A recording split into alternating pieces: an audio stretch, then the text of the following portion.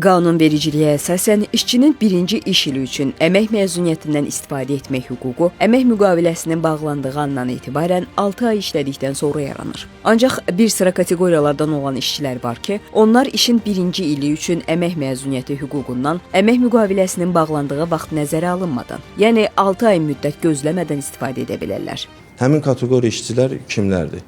Əlilliyi olan şəxslər, 18 yaşına çatmamış işçilər, qadınlar, hansı ki bu hüququndan hamiləliyə və doğuşa görə